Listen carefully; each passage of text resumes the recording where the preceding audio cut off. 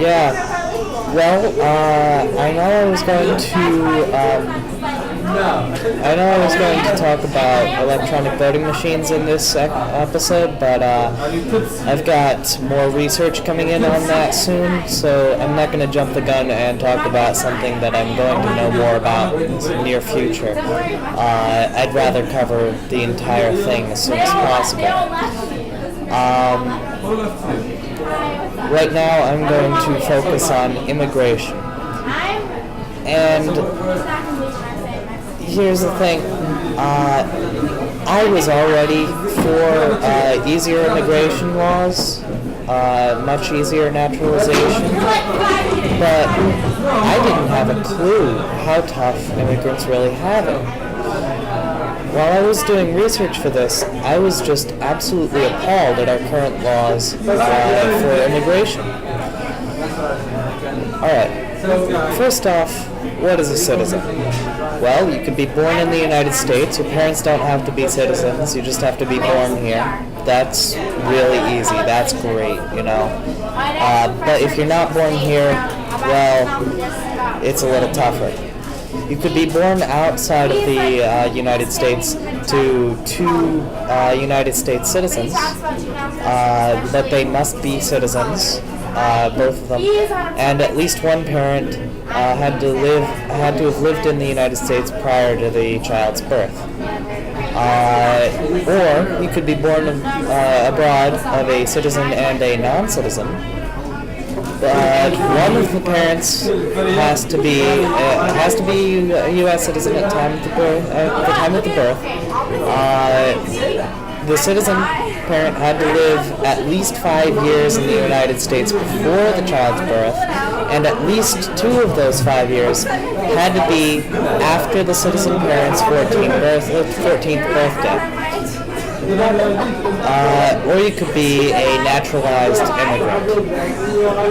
Here's where it gets really tough, and most people are in this area. If they want to become citizens, they have to go through the naturalization process.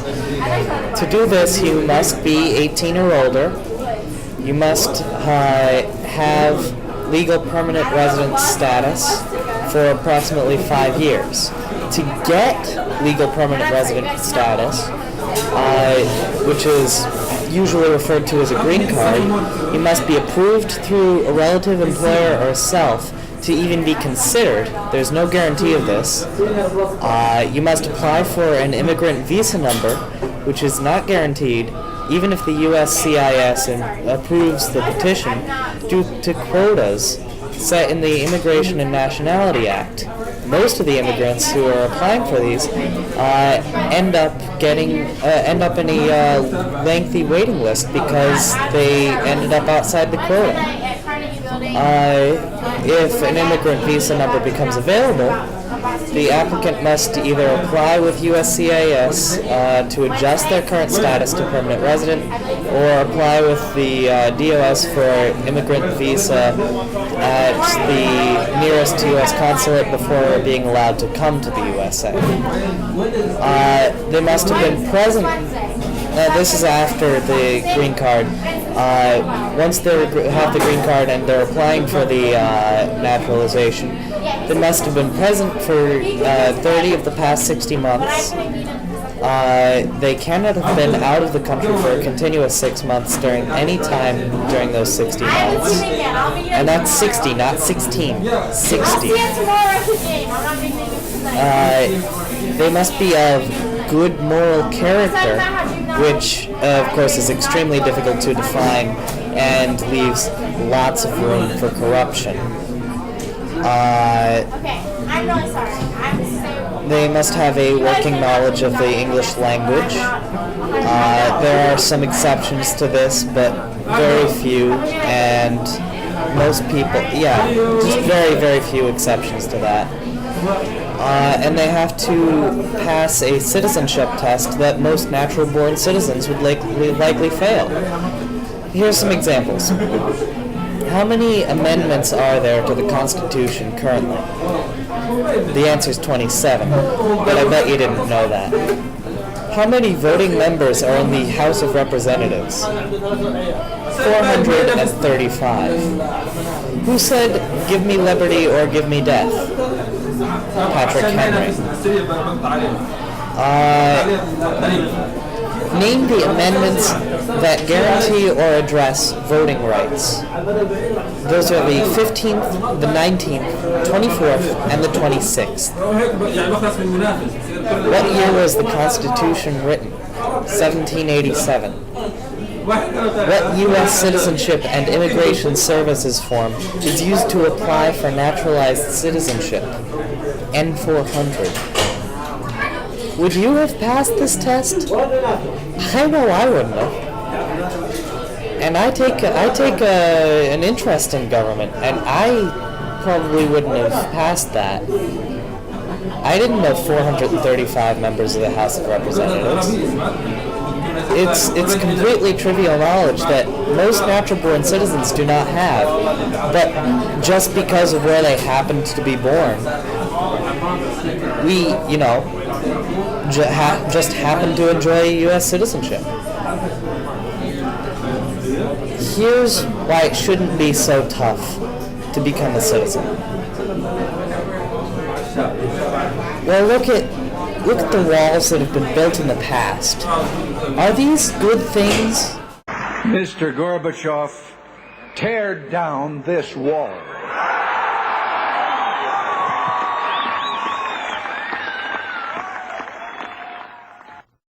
Borders are completely human construction.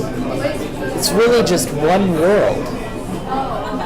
We need to stop thinking of ourselves as somehow superior, and this is something Mike Gravel always says. We have to stop thinking of ourselves as a superior nation, because we're not a superior nation, we're just a nation. We're just a country.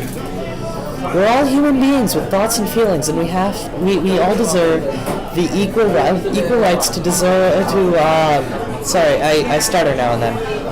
We all deserve equal rights to enjoy the freedoms of America. And look at the engraving on the Statue of Liberty.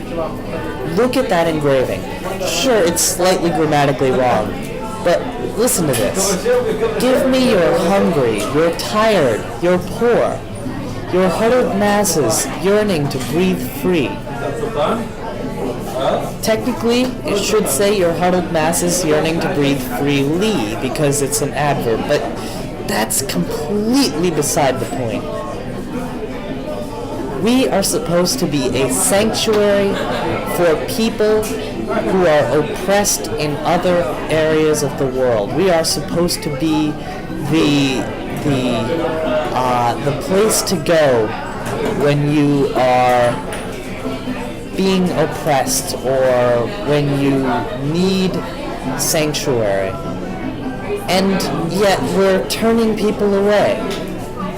Racism and fear of other cultures is just making this into such an issue where it really doesn't need to be. The only thing we have to fear is fear itself. That is one of the greatest moments in presidential speeches ever. And yet, do we really take notice of that? Do we use that in real life? No. Because people fear a lot more than fear itself. People fear other cultures. We shouldn't fear other cultures. So, next time you're challenged with the immigration issue, let people know that things are not fair as it is right now, and that's not how the country was founded. We're all immigrants, unless you are purely Native American, in which case you are probably terribly oppressed by the U.S. government as of now.